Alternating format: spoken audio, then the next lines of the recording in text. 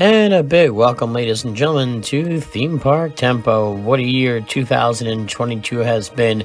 Lots and lots of wonderful theme park experiences, mostly this year for me, up and down the East Coast. However, next year, definitely going to be branching out up into Georgia, into Tennessee, and who knows, maybe an international park, maybe Disneyland. There's a bunch of things on the map. At least 3 trips I want to take next year. Get myself up into the 250 coaster range, but for now, I'm here today to talk to you guys about 2022, and specifically the top 5 things that I enjoyed out of all my theme parking in 2022. These are the top 5 moments. Here we go, guys. First up on the list, we stop at SeaWorld Orlando for the Premier Rides multi-launch coaster and Icebreaker. This wonderful, originally family coaster, and unfortunately now not a family coaster because they had to increase the height requirement on the coaster. However, though, great multi-launch coaster, a beyond vertical drop, insane intense airtime, great pockets of airtime, more ejected than floater, but definitely lots of twists, lots and turns. Great addition all around to SeaWorld Orlando. Definitely something needed in the coaster skyline, and more coasters being built currently in SeaWorld Orlando, but Icebreaker, absolutely, number 5, takes the cake. What a coaster, what an experience, time and time again on this great new Premier Rides multi-launch coaster. Number 4, we head over to the Experimento Prototype Community of Tomorrow over at Epcot at Walt Disney World, and that is going to be Guardians of the Galaxy Cosmic Rewind. This Vekoma, also multi-launch coaster as well, is the best Disney coaster ever created. Definitely the best indoor coaster I've ever been on. One of the longest indoor coasters out there, the longest I've been on that I can recall. Immersive theming, great thrills, not that much airtime, but some great twists, some great turns. The cars themselves spin, it tells a story. It's such a package ride all together. It is really amazing. You got to go on it just to experience it, and I go time and time again, and it's a different ride every time. The backwards launch and just the pre-show, everything together for Guardians of the Galaxy. So impressed with this, and it was such a great moment for me to get on this year and conquer this wonderful new roller coaster in addition to the Experimental Prototype Community of Tomorrow. Alrighty, guys, now we're going to be ranking in number 3, heading over to Disney's Hollywood Studios at Walt Disney World, and that is going to be for the return of my favorite nighttime spectacular currently, and that would be Fantasmic.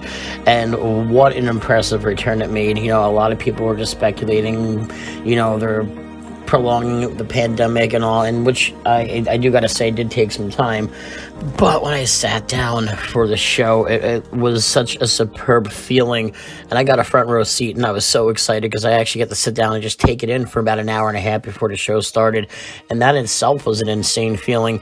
And then the music hit and everybody cheered and Mickey came out, and I never felt so much passion to see Mickey, and especially in that kind of spotlight in Fantasmic as I did for the Fantasmic Returns. And it was just such an awe-inspiring moment, and I could do it time and time again. But yes, Fantasmic Returns, I love it. They added in some great new scenes. You guys gotta definitely get out and see Fantasmic at Disney's Hollywood Studios. And guys, ranking in at the number 2 spot is something I've wanted to do since I was a little kid, and I finally got to do it this year, and that would be actually at Luna Park in Coney Island in New York. That would be riding the classic and historic Cyclone wooden roller coaster. The roller coaster opened up in 1927, almost 100 years old, and it was such a classic. Any coaster enthusiast, any theme park enthusiast out there knows about the Cyclone, knows what a historic ride it is, and I was so lucky to get a credit and sneak on a POV. But yeah, what an amazing experience. The Coney Island Cyclone, for as old as it is, she packs a punch still, and she deserves every little bit of that name in the Cyclone. But yeah, Coney Island Cyclone, great time. At Luna Park in Coney Island, New York. Ladies and gentlemen, boys and girls, the moment is upon us.